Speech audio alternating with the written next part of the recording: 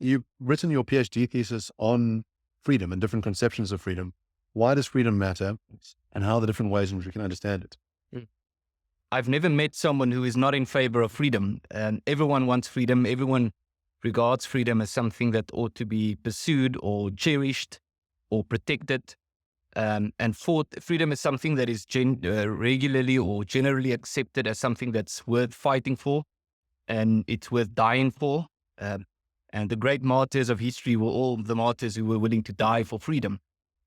Yet, people don't seem to agree on what it actually means. And there are some fascinating stories about wars being fought where both sides claim to be on the side of liberty or freedom. And one of the worst example I know of was the Spartacus rebellion in Rome, where Spartacus, as we know, was a gladiator or a slave, and he had this rebellion against the Roman Republic. It was before the empire, for freedom, and his rebellion was framed as a fight for freedom. But his rebellion was interpreted by the Romans as a challenge to Roman liberty, because the Republic was seen as the manifestation of Roman freedom. So to rise up against the Roman Republic is to rise up against freedom. And when Spartacus' revolt was eventually crushed by Crassus, he had 6,000 of his men crucified all along the Appian Road towards Rome, as a sign of what will happen to people who dare challenge the Roman conception of freedom, which is ironic because the whole revolt was about freedom.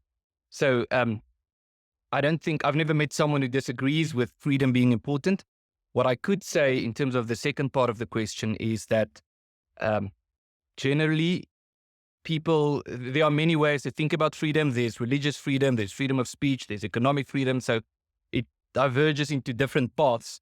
But broadly speaking, most people who have tried to sort of frame it into categories would say that there are, broadly speaking, two categories, two ways of thinking about freedom. There might be more, but if I can just reference one or two people. So one, Thomas Sowell, I want to start with him. He didn't speak about freedom as such, but more about human nature. And he speaks about the constrained view and the unconstrained view.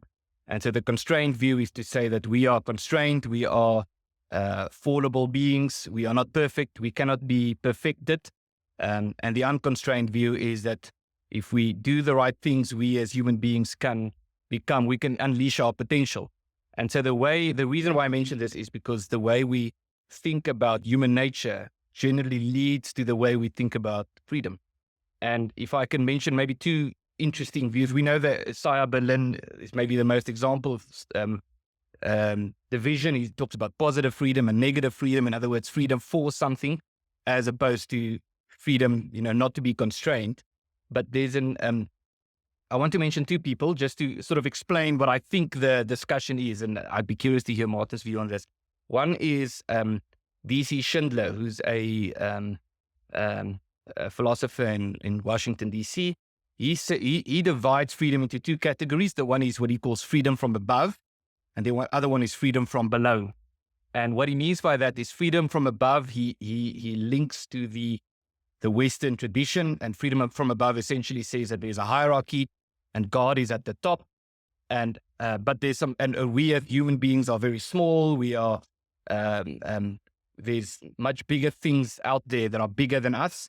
And so there's God, and then below God, but also above us, we find our traditions and we find our communities and our cultures and our heritage and so forth. And then we're basically, in a way you can say, at the bottom, we as individuals. And so freedom from below is what he says is the hierarchy is in a way being tipped around by the modern way of thinking about freedom, to say that actually it's the individual that's at the top.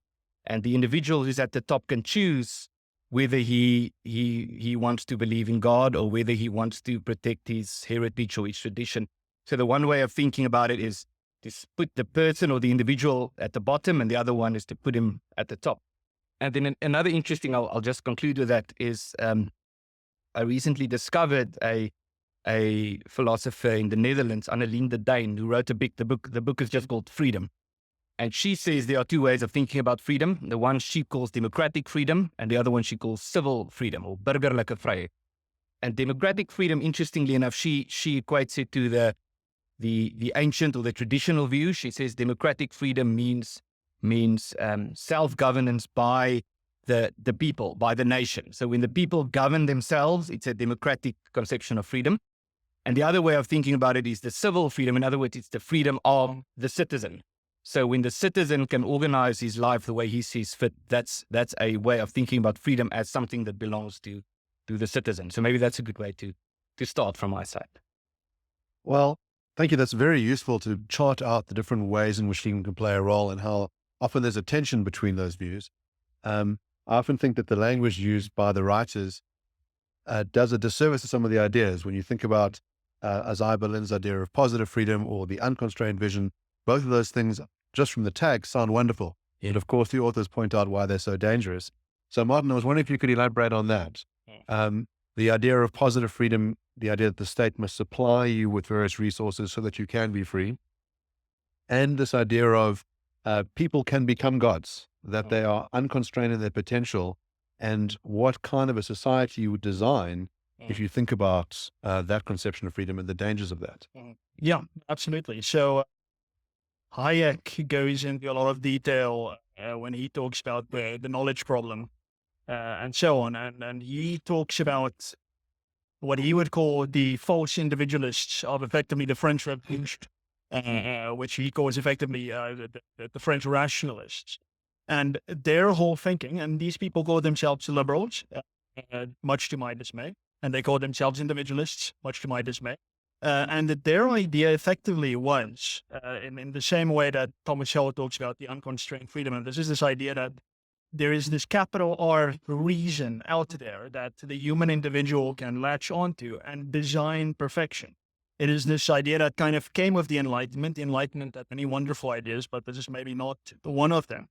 It is that the order we have in society is not a spontaneous one, but because human beings have access to this thing called reason, we can, as individuals, but as small groups as well, design this perfect society where there is no fallibility.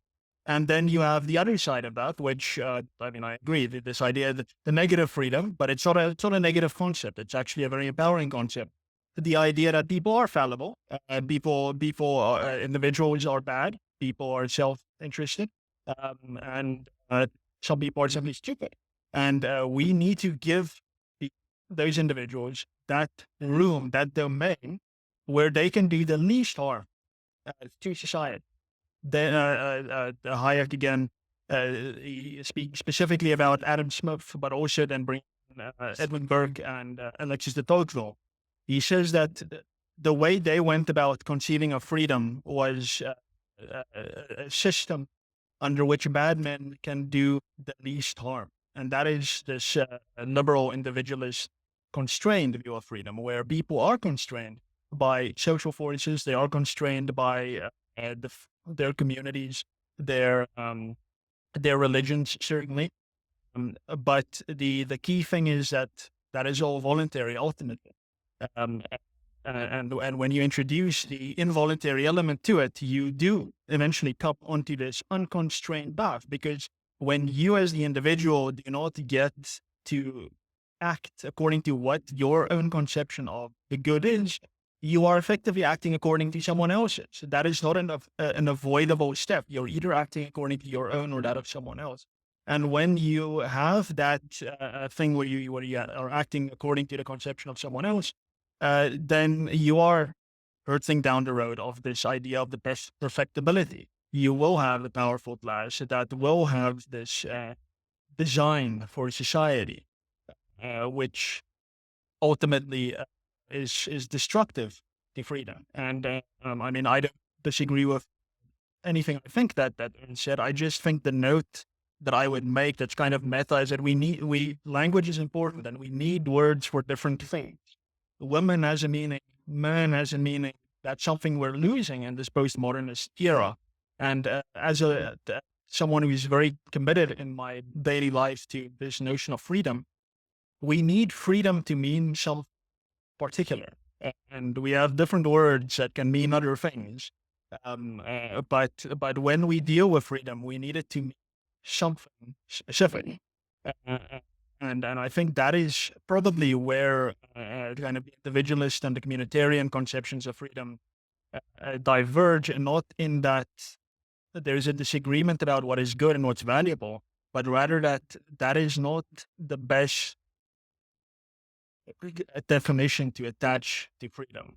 Freedom for liberals like myself would mean the individual gets to do what they deem appropriate and good, and everyone is afforded that right. And if you take that away, if that is not freedom, then we need a different word for that. What is that? I would submit the best word is freedom or liberty. But if that's ultimately what we, I think, have a difference of opinion on, but we do need a term for that. Yeah. So I'd like to explore that a bit further. I mean, one of the main liberal ideas is that people have differing ideas about what is the good life. A good example about this is people will worship different gods. And one way to end the 100 Years' War in Europe was to say that you should have religious liberty, that you should be free to, worship the God of your choice, and that you won't go and punish people who worship a different God because one of us might be wrong. Or even if I privately believe that I'm right, I think you should have the right to be wrong.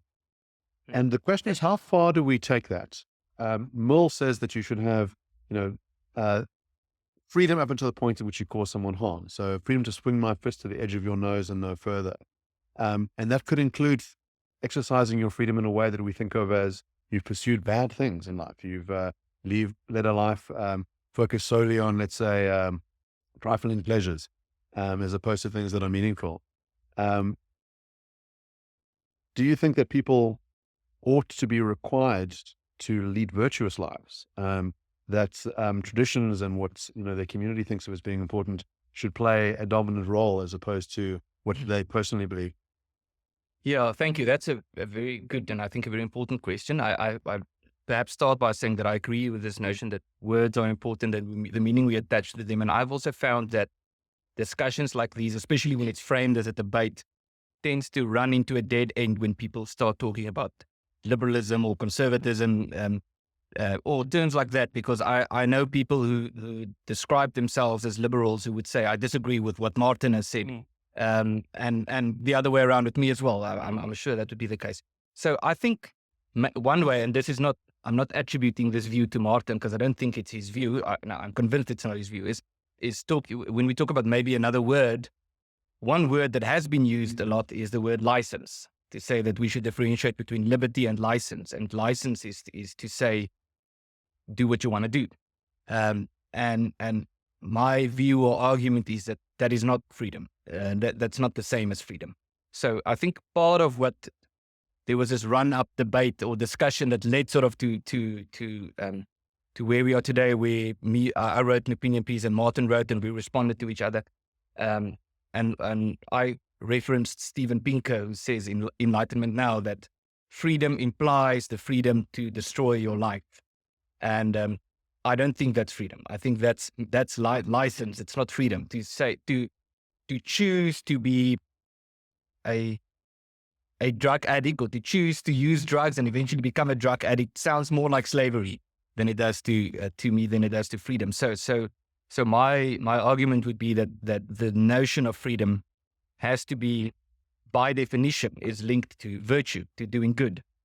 And now the question that you asked is and that Martin asked also sort of in the run-up, in saying who decides what is good and what isn't.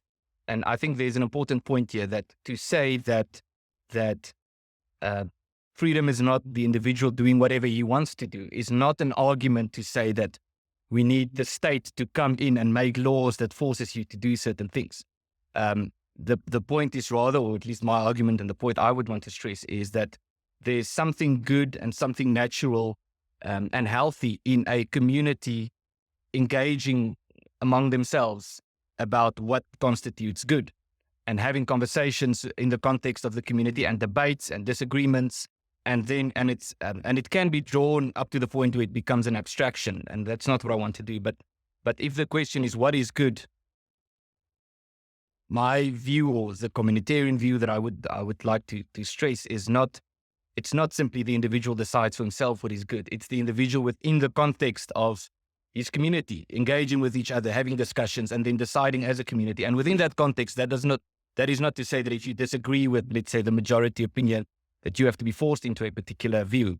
But it also, that's the one extreme, is if you dissent, then you are forced to agree with the community. But the other extreme would be that if you disagree with what the community says, that you have to destroy the community, or you have to call on the state to force the community out of existence to protect your individual freedom. And the balance is somewhere between the two. So, Martin, who do you think the determiner of the good life ought to be? And how do you see this relationship between individuals, their communities, institutions, and the state? That's a very difficult question to ask a non-philosopher. I would rather say that I agree with Ernst that the concept of good and healthy and social and so on, it's not determined by an individual on an island. It necessarily must have a social context. And yes, I mean, we can't ignore practical reality. And the reality is that in human history, at call it the height of liberal individualism or whatever, even rationalism, there was no such thing as the atomistic individual who just determined good for themselves in the abstract and lived this life of total perfect license. That's just not a reality. There's always a social context. And yes, the community, and I always want to emphasize this point, that at least for what I consider to be liberalism, liberal individualism, is that it's certainly not an anti-communitarian idea. I don't think these two things sit in opposition to each other at all, because the individual just always exists in a community. And this might be something where there is disagreement on, but where I would then say is that there are different communities, and even within a community that has determined a good, in that community, a different community might form and leave that community. There is no such thing as the Afrikaner community. I would say there are many Afrikaner communities, and I think we might be part of the same one, but Pierre de Vos and Max Dupré might not be part of the same Afrikaner community. And that's fine. They have effectively opted out of the values that I would say Afrikaners generally import, what we would consider to be the common good, and that's fine. And they've gone all, and they live that life. And that's the same with, if you the most libertine Swedish kind of libertine community somewhere, like a commune of people with no morals. That is a community united around values that I would consider to be totally degenerate and unhealthy. But nonetheless, they are doing so. They have formed a community and they have determined for themselves what the common good is. Now, that is a way of saying that the individual decides what the common good, what the good life is. But the individual always express that within a community that they find for themselves. The hermit kind of is an exception to what we see in society. And they, in any event, do not have influence on what happens in society. They do not destroy the community. They literally just leave the community and sit apart from it. Now, the thing that Ernst identifies, the extreme of the individual is kind of freedom destroying the community, is something like, it's a modern thing that we see. There's this idea that your lived experience must be the total dominant overriding consideration in everything, and it doesn't matter what voluntary institutions stand in the way of that, they must be swept aside. That, I would absolutely agree, is not freedom, because in so doing, you are denying the exact same individual freedom that you are ostensibly claiming for yourself to everyone else. You are not organizing yourself into a community that agrees with you. You're imperialistically imposing your values on people who do not agree with you. And you do that through the power of the state. And that's certainly an extreme, and that is something I think you can call individualism. But I wouldn't say that's something you could call liberal individualism, because in my mind at least, and that what I submit is that liberalism is political humility. It is the idea that, listen, we do not know. We each of us thinks we know what is best, but none of us knows who is actually right, really, objectively. And that is why you must afford others that leeway to self-organize into their own communities, which they subtly will do. The atomistic individual will never exist except in a totalitarian hellscape where the state forces people to be atomistic individuals, which is not, it's not something that cannot be done, but I've only seen it in fiction so far. So I know there's a lot of agreements about the importance of individuals being able to determine their own destiny, being able to do that with like-minded other individuals in the form of a community, communities being able to deliberate amongst each other to work out what they value, for that to change over time, for sub-communities to be created.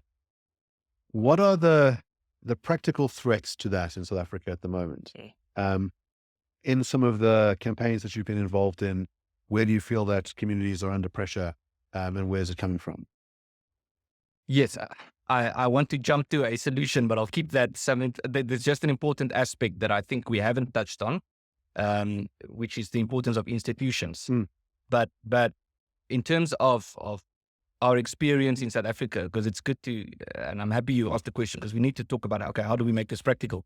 And I think part of the, from a community perspective, and you could say from an individualist perspective as well, I think part of the problem in South Africa is, let me start by saying this, that it's true, you can have, I think it's important to stress that you can have multiple identities and you can belong to multiple communities. And so you mentioned Afrikaans and the Afrikaners. So there's actually a difference between being part of the Afrikaans community as opposed to the Afrikaner community, just as an example.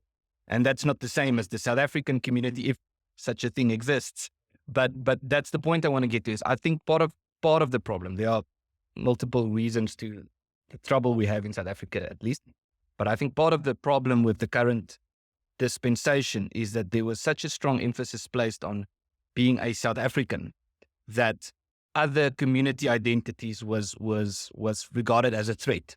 And I know at AfriForum, we've heard this a lot, by, in different spheres, we've had people say, but okay, so you guys say you are Afrikaners, but that's the old way of thinking. You need to abandon that sense of identity and adopt the new identity under the assumption or the claim that everyone in South Africa is the same and we think about things the same way, when in truth we don't. We have different cultures, and that doesn't mean necessarily the one is right and the one is wrong. So a practical example would be AfriForum has a good relation with traditional communities all over South Africa, and the most prominent or most famous or best known is the Zulu community and the Zulu King. So the Zulu community, at least under the King, they have a completely different view of property rights than we do. We believe in private property. They believe in communal ownership, and the King decides. But it's not for us to go to them and say, well, you guys are wrong, so you need to change your way of thinking. Because we also need, and I think that's part of the threat that we currently have in modern society, not only in South Africa, is we tend to only think in terms of statist identity and in terms of economic benefit. So I think what's part of the problem, at least in South Africa, is to have just a healthy recognition for the fact that South Africa is, I wouldn't say it's a community, you can rather say it's a society that consists of different communities. And the way to deal with that is not to pretend that everyone is the same, or to pretend that to try to force everyone to be the same, but to say, listen, let's accept that we view things differently, and let's encourage mutual recognition and respect between different communities. That's at least one, I think, important part. Then, of course, there are other problems like, corruption and so forth. But I think this community aspect is and I've used the example before. It's just a famous quote that sort of illustrates this, is Samora Machel, who said, for the nation to prosper, the tribe must die. So that's a way of replacing what you could describe as the natural community with an artificial community, and hoping that it will work, when I think South Africa has shown that it doesn't work. So, Martin, you've talked about why it's important to limit power, that liberals accept the nature of human beings as having a potential for being greatly destructive. what are the institutional mechanisms that we ought to have in place to ensure that the ruthless, the bloodthirsty aren't able to enact their will on the rest of us? Yeah, I think that's kind of the answer to that lies at the very core of what liberalism is as a political ideology. It also kind of alludes to kind of where there's been an inadequate kind of thought attributed to it. So the kind of the historical or the standard answer is we have the separation of powers and we have checks and balances. This is a totally statist answer, but it is an important answer, and it's part of it. You have the state that is internally diffuse, both vertically and horizontally. But then you have what I would say is perhaps the most important thing, and that is something that Ernst and the Solidarity Movement, why in a book that's coming out later this year, in which I contributed a chapter, I kind of write it specifically acknowledging the Solidarity Movement as practical liberalism. And that is the intermediate institutions that exist between the state and the individual. Now, liberals like Hayek acknowledged the importance of these institutions, but the emphasis has always been on the state. And that's kind of an issue that stopped with the American Revolution. I would almost say it's where liberal constitutionalism started the conversation and it ended almost immediately, and it stuck with the trias politica, the horizontal checks and balances and the vertical checks and balances, and that is the model that we've implemented across the world almost without exception. I would say that, and here Professor Mullen has written quite a bit, and I take my cue from Appiform as well, and that is that the power of communities in society must also increasingly be recognized to kind of self-regulate.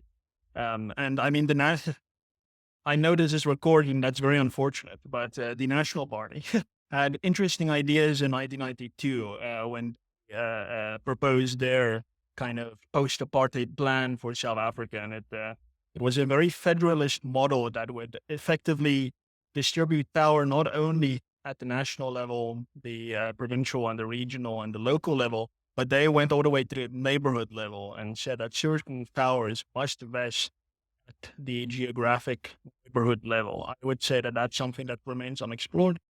And then the other thing as well, and again, Professor Mullen has spoken quite a bit about this, and that is that, for instance, professions in society, the bar, you and I had a discussion about this the other day, these must become generally self-regulating, sovereign in their own domain. That is, if you're an advocate, you and your fellows must decide how the advocate's profession is governed, to an extent how the judge's profession is governed as well, given that interplay. And this must really apply across the board, because in so doing, you have a far more significant diffusion of power, which is ultimately what liberal politics is supposed to be about. As Hayek and others have put it, liberalism is about the elimination as far as possible of coercion in society. And the only way to really make that a practical reality is not to just compartmentalize the state, because ultimately people are drawn to power. The worst among us will always want to then be in the state, whether in the judiciary, in the legislature, or in the executive, to exercise that power. You have to diffuse power in every domain, in every context. And yes, that might lead to inefficiencies. Of course, it may lead to inefficiencies. There is benefit to be gained in a unitary system. It's more efficient in many cases. But efficiency outside of the market is not the only thing you should be striving for. In politics, and this is, I would say, what liberalism offers is, in politics, you want inefficiency. That is the whole point. You want the political system to be inefficient precisely because it is the greatest concentration of coercive power in society. So yeah, I've answered your question by saying that liberalism has proposed the various things, but it's not gone quite far enough. And I'm not entirely sure why we started with the trias politica and we stopped with the trias politica. I'm still looking for the answer to that question. I just think that we need to look a little bit further afield, look at Taiwan with their 5 branches of government, look at Belgium with its recognition of community power, look at the tricameral parliament in South Africa a few years ago as well, as an example of dividing legislative power, not necessarily racially, but into more than just two chambers of a parliament. So I think there's a lot more to be done in diffusing power, and I think when you have that lodestar of the diffusion of coercive power in society, that kind of leads you down there. Yeah, I think it's worth recognizing the roles that communities and individuals can play in holding the state to account. Jürgen Habermas has this idea of the Liberative Democracy that starts off at a coffee shop conversation and then can percolate into communities being formed who care about certain ideas, and then, putting pressure on the government to do one thing or another in terms of the laws they pass or how they enforce them. As South Africans, we find ourselves in a situation where the state is failing. I noticed not one person had a moment of shock when the power went out. We are so used to it. I've been doing a bit of traveling overseas, and you kind of have this feeling of having escaped a Stockholm syndrome at times, and then being plunged back into the hostage crisis here. The idea that there has to be an alternative to the state, I think, is so important, because we are on the precipice as a country. We happen to be in one of the nicest parts of the country here, but not very far away. Things are desperate. Just a couple of kilometers down the road, you had you're in the inner city, and you have people who really are living on the edge, who are at the behest of the state. You have no choice but to, be buffeted by it. Sure. And so the importance of having an alternative seems now more than ever something that has to be conceived of. And if I think about Solidarity's, let's say, initial movements about thinking about, let's say, preserving Afrikaans and tertiary education, which you have a constitutional right to. You have a lot of litigation. You have a lot of universities saying we're going to eradicate this language because everyone will speak English. You have some legal wins, but you also have Solidarity saying we'll do it ourselves. We'll build Soltech, and we'll produce an incredible institution under cost in a very short period of time, and the biggest donation will be 10 Rand. That is an amazing symbol, not just for the Afrikaans community, but for all South Africans to go, wow, if you can get people together, they can achieve incredible things without the need for the state. So I wonder, what are the solutions that you hinted at that are important for dealing with where we're seeing ourselves? Yes, I want to say a few things. I'll try to remember each of them and just say them quickly. But the one thing is if we think about it in terms of conservative and liberal, which is not the discussion today, part of the problem here is conservatives accuse liberals of being statists, and liberals accuse conservatives of being statists, and both of them are right and both of them are wrong, because there are different strands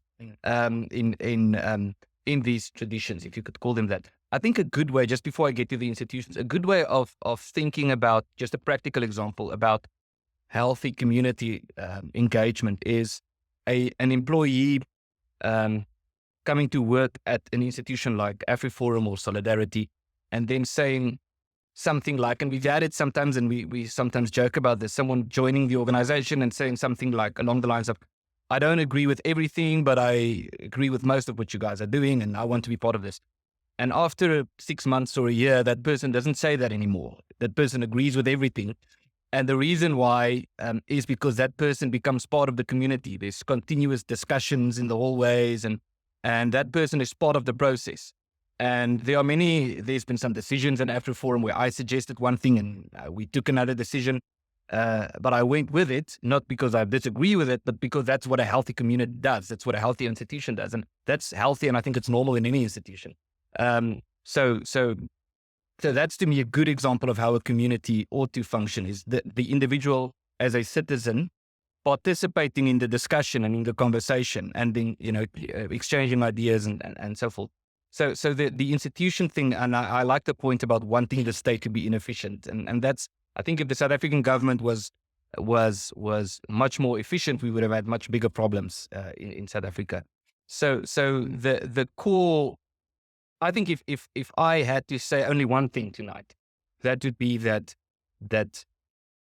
a community can only strive for freedom, or I don't want to say achieve freedom, because I don't think freedom is something that you arrive at and then you have it.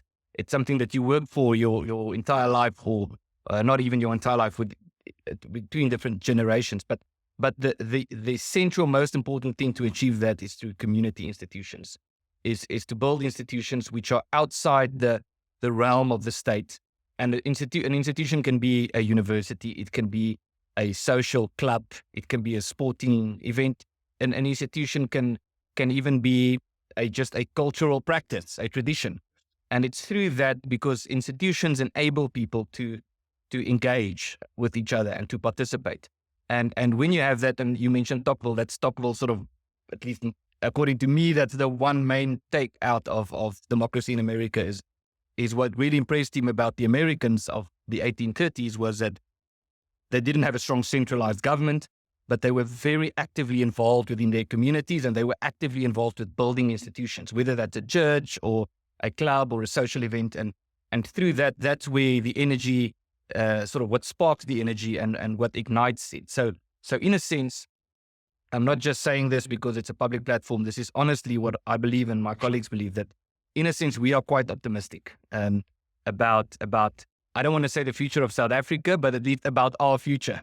And what I mean by that is that I think the Afrikaner community especially is a good case study of that, because we've always been institution builders, and then we made some terrible mistakes in the last century where we became statists, and we started becoming more and more dependent of the government. The government was very pro-Afrikaner, obviously, and you didn't have to worry about what you teach your children at school because the government will care for that. And you didn't need to become involved with institutions. You just pay tax and the government will take care. And then the government started making decisions that everyone didn't agree with. And eventually in South Africa, the government turned and became hostile almost overnight. And so that's why, in at least looking at the Afrikaner community as a case study, almost all of the institutions are new. It's new institutions. It's post-94 institutions. And I think that's a very good sign. And that's, to me, reason to be optimistic. So Judge Crickler has this foundation called Freedom Under Law. And there seems to be a tension in that idea that the law is about restricting freedom. And you're involved in Fremont Foundation's Rule of Law project, and the idea that equality before the law is an important value, that non-racialism is an important value. Can you tell us about some of those perspectives, what you're involved in to further those values? Yeah, no, firstly, freedom under law, there is absolutely no tension. And again, I must always take my hat off, figuratively, of course, to Hayek, who made the point that freedom without law is not freedom. Freedom under law is freedom. That is the only thing you have, and that's what we call civil liberty, effectively. There is certainly no tension in that. The tension comes in with how we've redefined law. This is something that's come for many centuries, in that for most of human history, law was a given. You don't go back to 1000 BC and you find the State Succession Act. It doesn't exist. It's a new invention. The idea that a group of people can come together in a room and write on a piece of paper their opinions and then just call it an act, and now this is suddenly law that we must all kind of fall in line with. This is a ridiculous idea, if you ask, and it's a relatively new idea, and it's that is where the tension comes in. If you call that law, this is what Hayek would call the taxis, as opposed to the nomos. And nomos is the law as it exists, that is binding of everyone, what we in criminal law would call the malum in se. Things that are obviously criminal by their nature, as opposed to the malum prohibitum, the things that are deemed to be unlawful by a group of politicians. If you have a healthy conception of what law is, then there's tension between freedom and law. But some of the things that obviously the FMF is involved in, it all comes back to the Constitution, it's law. And Ernst and I and Herman Pretorius and Ernst van Zyl had a debate a while back where we specifically talked about the inadequacy or the adequacy of the Constitution in defending freedom in South Africa. I'm pretty optimistic about the written text of the South African Constitution. I think it's pretty standard. I think it's not an outlier. It's quite a classically liberal constitution. If you read its words, it's pretty good. It comes down to how it's been interpreted. I wrote a column for the Daily Friend a while back where I said that the courts must have a classical liberal conception of constitutionalism to be able to adequately judge the South African Constitution. We don't have that. That's unfortunately not the reality we live. But as far as we're concerned at the F Methodology of Law Project, we read the text, what it says. It says South Africa is a society founded upon the value of non-racialism and the supremacy of the Constitution and the rule of law. And we go to court and we insist that this is how things must be. I don't know how optimistic you necessarily always are about the courts. I'm always pessimistic about the courts finding in our favor. But to me, it's not necessarily about winning. It's about saying that this is the right answer to constitutionalism. This is the right answer to non-racialism. And I think we have a great platform for that. And this case that we have coming up where we, on hate speech, specifically about non-racialism and equality before the law, is an opportunity for us to elevate to the level of constitutional discourse, really the statement, the conviction that, listen, this word has a meaning, non-racialism. It doesn't mean racialism. It means non-racialism. And we'll insist on that. It's a very textualist argument, but also very much a liberal argument. And I think with time, look, freedom is never going to be a short-term gain. With time, one hopes that you convince enough people to come to the realization that, listen, the words on the paper mean something, and that we need to respect that meaning. That we, yeah.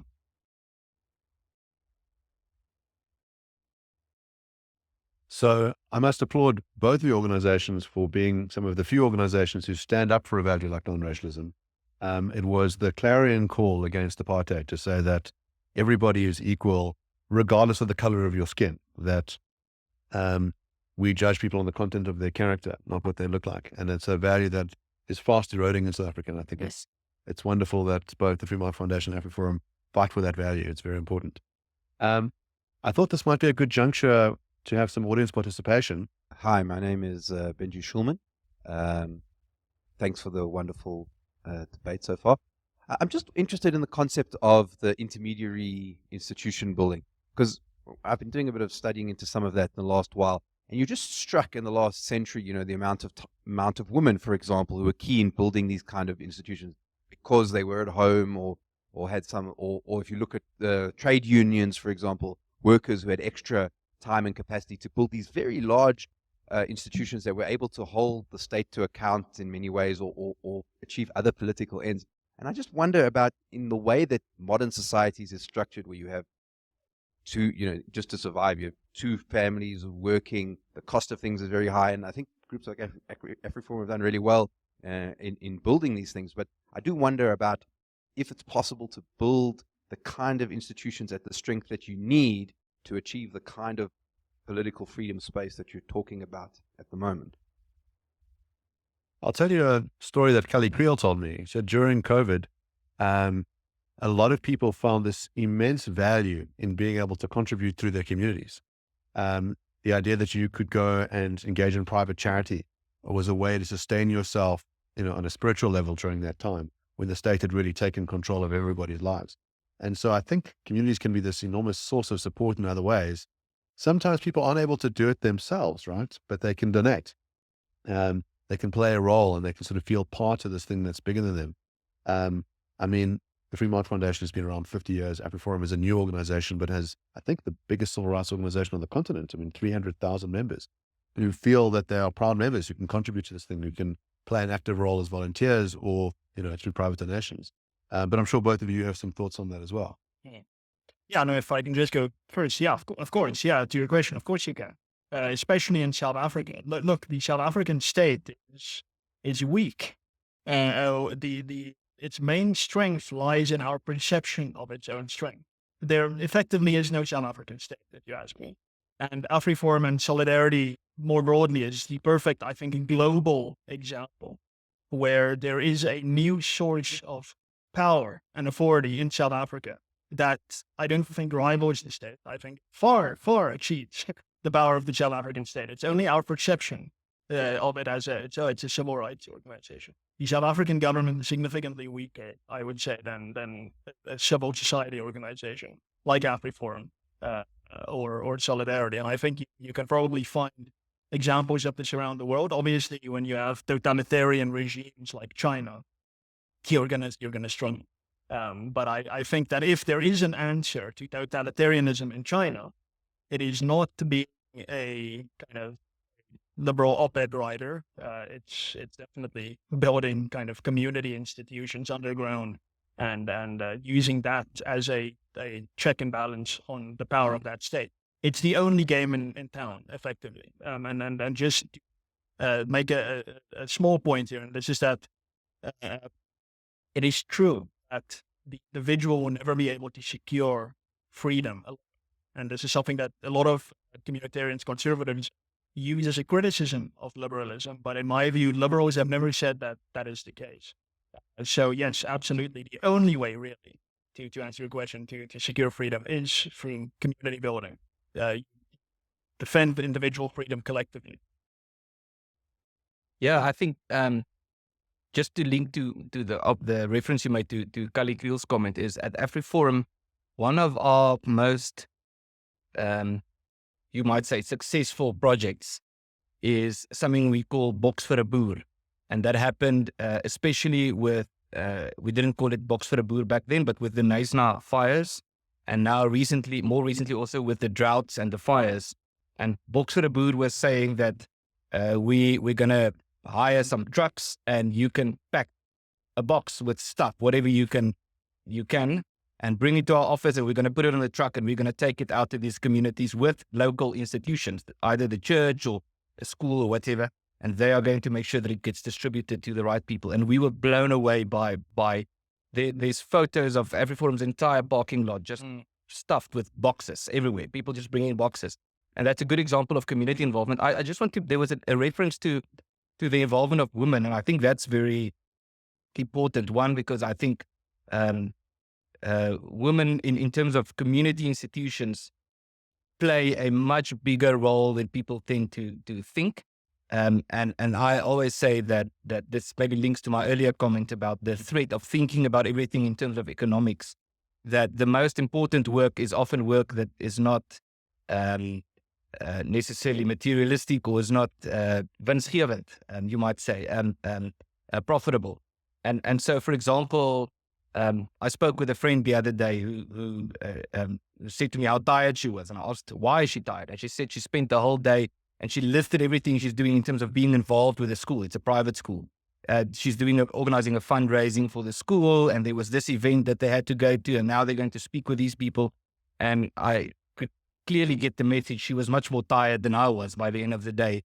And it's not work that you get paid for. It's volunteer work, but that's really the type of work that keeps a community going.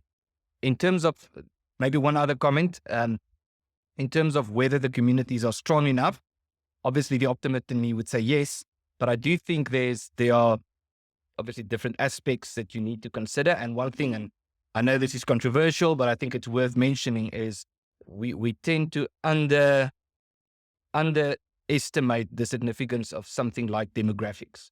And the reason why I say this is, let's use an example of, if you are an individual Muslim living in a community surrounded by thousands of Christians, it's going to be very difficult for you to be involved with community institutions. So there is something important, I think, in the South African context of communities living closer to each other. And I know in the South African context, it's a controversial thing to say, but I think there is some important lesson that I think is something that we should talk about more, because it is controversial, but there's also an element of truth in the significance of not only culture and institutions, but also demographics.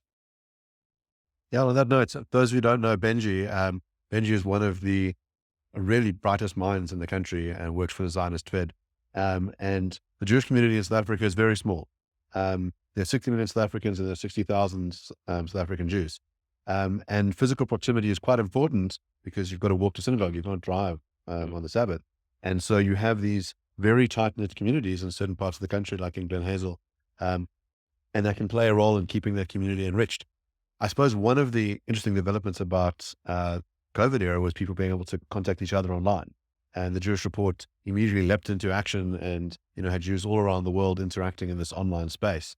And I'm sure it's been an amazing thing for AfriForum as well, going abroad and finding supporters abroad and having people who can be part of your community without sharing your physical space. I saw that Ernst had his hand up. I want to ask a question specifically for Martin, but Ernst, you're also welcome to add some of your own thoughts on this. And I think it's one of the pressing issues of our time, that we can have many intellectual conversations about ideology versus ideology, theory versus theory, this constitution versus this constitution. At the end of the day, we still live in the real world out there where the tire hits the road, and we see the product of many of these ideas manifest out there. It's not just a fun debate to have. A lot of these ideas impact our lives on a daily basis, actually ruin some people's lives on a daily basis.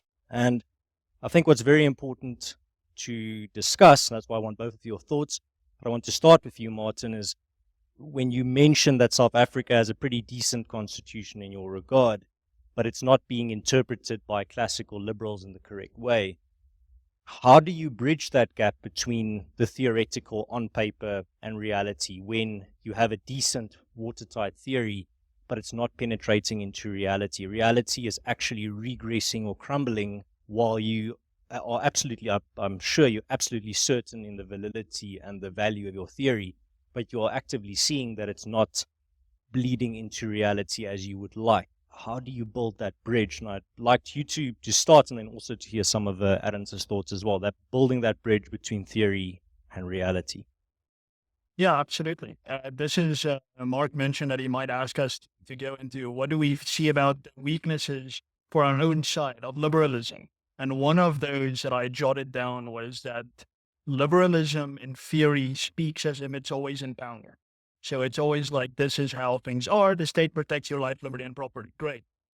That's obviously not the reality. And I think I'm very fortunate to be a South African where I've borne witness to what is the answer, the most liberal answer to what you do in such circumstances. And that again it's the Zionist Federation. It's Afrika. It is solidarity. You were not in power, so you build power. You build power outside of the state, and you use that as your vehicle to get your point across.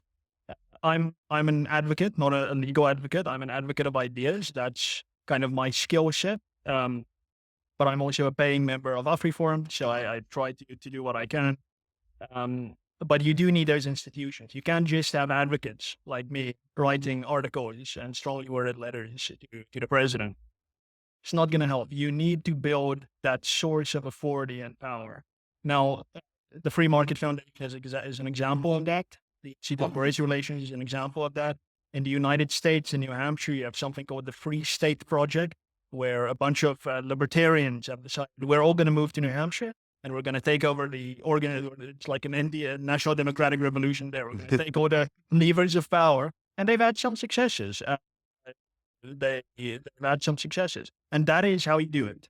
That's simply how you do it. You need to build those institutions. You need to create power outside the state.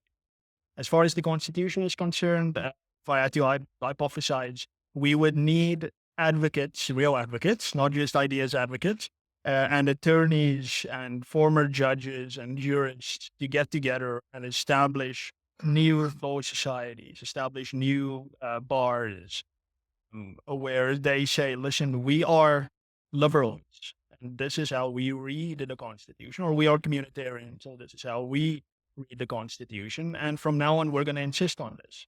That is the greatest example of this around the world is the Federalist Society in the United States.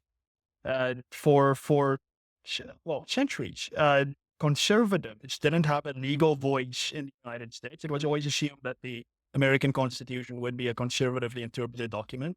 At some point, that stopped with FDR and the New Deal and so on back in the courts. And conservatives got together and they said, well, this won't be. And they established the Federalist Society, and now the Supreme Court is dominated by Federalist Society affiliated judges because they put the work, they created that source of organization, of coordination in practice. And they did the slow, hard work of going into law schools, talking to students, indoctrinating up and coming attorneys. So they did the hard work and it paid off. It's a long-term game, but you have to have exactly that action element to it. You have to organize, you have to coordinate, you have to build institutions of power to take what you believe and to make it a reality. Well, the problem with the South African constitution, and that, by the way, that's how revolution starts. When people consume alcohol and say things like the problem with the constitution is. So this is not to start a revolution, but I think just to link to the point that the theory is quite good, but the constitution assumes certain things about society and reality, when that reality, the reality that we actually have, doesn't speak to the theory. So the constitution claims to be the highest authority in the land or in the country, but a document can never be the highest authority. The highest authority would at least be whoever has the right to interpret it. And so and this is actually something I'm linking to something that Martin has written about this as well, is the different interpretations of the Constitution. And so when the Constitution says, for example, that you can only expropriate property when it's in the public interest, as far as I'm concerned, there's a very clear explanation as to when is it in the public interest to expropriate property. But if you ask Julius Malema, he would give you a completely different answer. But I'm not on the Judicial Service Commission, but he is. And there are many such examples about certain things, and equality is probably the best example. The Constitution says we are all equal. And to me, equality means something along the lines of equal opportunities. But someone else would read that and say, well, the Constitution says we are equal, so we need more socialism. We need to be equally poor, and then we're equal. And so the thing is that South Africa is a multipolar society with different cultures, I don't want to say different ideologies, but that as well, different ways of thinking about life. And the Constitution is this single text that could be interpreted in different ways. And that's where, and in a sense, everyone is frustrated. Not so much about the Constitution, but about the political dispensation, where a lot of people feel that the Constitution is supposed to protect us, but it's not doing that. And then you have a lot of people who feel that according to the Constitution, we should experience certain things, but we're not experiencing it. Or we should receive certain things that we believe are rightfully ours, but we're not getting it. So there's this friction in terms of what the consequences of the Constitution would be. And I think that's the problem with theory and practice. Jean-Claude Cavanac. I'm very interested by the sense of community. In Western Europe, we are very interested by the sense of minority. Now, I would like to know, as liberal, a conservateur, which state you estimate to be in the world the best you would like to be, element one. And talking about freedom, mixing right and duty, we have duty within a community and we may have right without a community. Which means I would like to have your clear definition about whatsoever the Western world do not teach us for quite a while in terms of community or destruction of community versus minority right. Whatsoever right can be. I love rabbits. I want to put rabbits in the church of my neighbor. And this element is very important for me to understand through your liberalism or conservatism. And in this extent, I think we are blessed in South Africa because we are far more primitive in our existence, in our perception, and in our duty to be, which begin our right.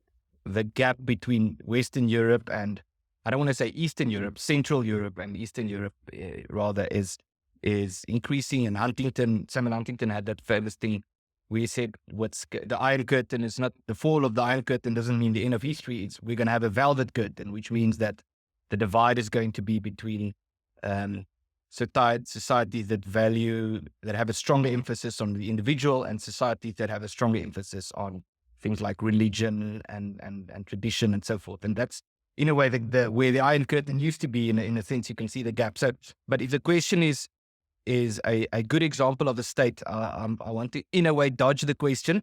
But if I had to choose, I would say something like South Tyrol. And the reason why I choose that is not only because it's a beautiful place, but because I think it speaks a bit, to an extent at least, to the South African reality, where South Tyrol is a province. It's actually Alto Adige is the official name. It's a province in Italy but it's a province in which that's primarily inhabited by German-speaking or Tyroleans who speak German, and that they had some form of a freedom struggle, you could say, and there was friction in the past, and they were on the wrong side of Mussolini and Hitler, and they have a very interesting history, but it boiled down to the situation they have now, where they are an autonomous province. So even though they are part of Italy, they have, I've heard different numbers, I've heard 70%, and the more recent number was 90% of their tax money, they can decide for themselves how it ought to be spent. So even though they are part of something bigger, they have a very strong degree of autonomy. And I think that's a good example. And again, that links to demographics. If the German-speaking or the Tyroleans were dispersed all over Italy, they wouldn't have had South Tyrol. So that links to the point of demographics, but I think it's an interesting example of thinking about autonomy and in a way breaking this statism thing where you are at the mercy of the state, especially when you are a minority community. Yeah, I mean, that's for someone like me, it's a difficult question to answer. The best one around the world. I mean, in theory, I might say the United States. I think its written constitution is okay. It's not as great as it could be, but obviously there is a far deeper liberal tradition of understanding what the limits of the government in theory are. But I mean, in general, the West is a basket case as far as I'm concerned. Now, the United States included, Western Europe included. So in practice, I must just say South Africa. We just have such an inept kind of central authority that you have the most maximum kind of individual freedom that you could want, while at the same time having the important and strong social constraints, just as a matter of being a social being in a social context. So it's not total anarchy for a lot of us. For other people, it is total chaos. But I think South Africa is probably, in practice, one of the best places to be if you want to be free. But I think you also asked about the kind of the definition of community and the role of duty and so on. And I just want to kind of give what I think is the liberal answer to that, and that is that a community is a free and voluntary association of individuals. And I know this is something that one can nitpick on. But to me, again, back to South Africa, that is what makes me so excited about solidarity, about AfriForum. These are huge concentrations of potential power. But at no point since I've become a member of AfriForum have I had someone peering through my window like, I'm with AfriForum. I'm just here to make sure you're being you're behaving yourself. No one is spying on me online from AfriForum, despite it, I would say, ultimately, in the South African reality, performing some functions of government, filling potholes, providing security. But it recognizes itself as a voluntary association. And that, to me, makes it a perfect international example of what a community should be, and ultimately what a real community by definition is. And once you start introducing the violence, the coercion of you are now in this community and you may not leave, then in my mind, the whole notion of community breaks apart and you are left with nothing other than tyranny. So that's kind of, in my view, the liberal individualist conception of community. And I think in South Africa, we have a real laboratory where we're seeing this in action. And I'm very excited about that. I see that Mike had a question. Everybody wants freedom. People fight for freedom and make sacrifices. Presumably the Ukrainians are fighting for freedom, I suppose, at the moment. So it's a great rallying call. But if you look at taking those freedoms and putting them into a sort of collective form of libertarianism or liberalism, and let's not look at social and perhaps religious and other things, but let's just look at libertarianism as a political force. As a collective force, there were long periods, 18th, 19th century, where liberal parties held control in the UK and in parts of Europe, and even the Democrats were quite liberal in the early days, and Joe Biden's not a liberal these days, I wouldn't think. So what you found, or I think you'll be finding, is that as a collective force, liberalism is not a political drawing card, and we're going to fight an election in South Africa, 6 months' time or something like it. I'll be very surprised if any of the 30-odd political parties go out there and say we're liberals. This is our rallying call. We believe in liberal thought and so on. Now, why do you think that's happening? So simply, democracy is a rent-seeking mess. If you go out there and you say, vote for me, I'm not going to do anything for you, I expect you to do it all yourself, then no one's going to vote for you, obviously, because democracy has rent-seeking built into its very bone. And that's why I, as a committed liberal, will never be a Democrat. And I think that's an important thing that liberals over many years have lost. We had a very productive alliance with democracy as liberals for centuries, because the democracy tended to favor freedom, because there were certain boxes that were ticked. Only certain people voted. They all had property. They all had incomes. And then the rent-seeking kind of nature of democracy is limited. Now, that is not the reality anywhere in the world anymore. And liberals should have been far more foresight, should have had far more foresight centuries ago, before they began this little alliance with democracy, which I think has been problematic. Now, I know it's recorded, so let me just say that there are important elements of democracy that can and should be retained, of course. Democracy also has a limiting effect on government. It diffuses power and ensures that many different factions and so on get their views kind of pull at government at the same time, ensuring that there's no kind of a central totalitarian body that just dictates. So there are important elements to democracy. But when democracy is interpreted as allowing the very scope of the coercive institution that is the state to be enlarged, then you have this rent-seeking thing. If you assume going into it that the state may dictate what my wage should be, then obviously you will vote for the state to dictate that my wage must be very high. And that's why we have minimum wages. And that is why we have democracy as a rent-seeking mess. And yes, liberalism will never be a political force, a democratic dispensation. And that is why I've kind of given up hope on liberalism as political force. Rather, it must exercise influences where it can and build power outside of the political system as far as it can.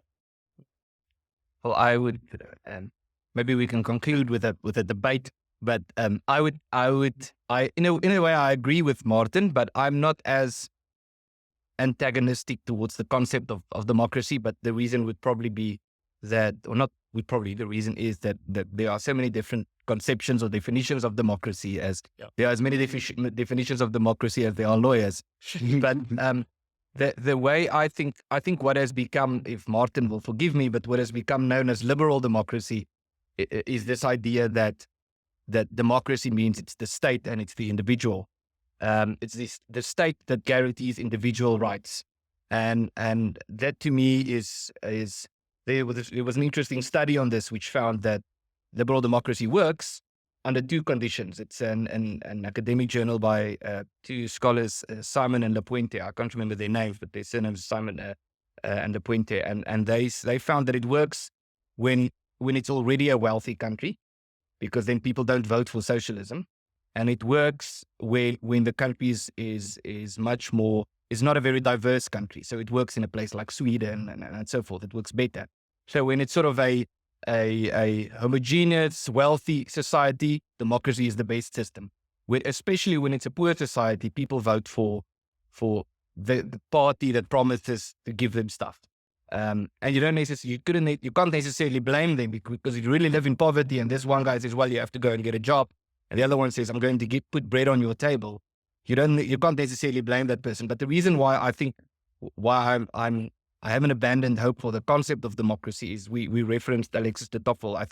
I would say there's a difference between what you can describe as natural democracy and an artificial democracy. And I think what we know as democracy now has become this artificial concept, where natural democracy is a community getting together and deciding how they, as a community, how they want to structure their lives as a community. And that's why the book is called Democracy in America, and why Alexis de Tocqueville was so excited about America at the time. I don't think it's applicable today.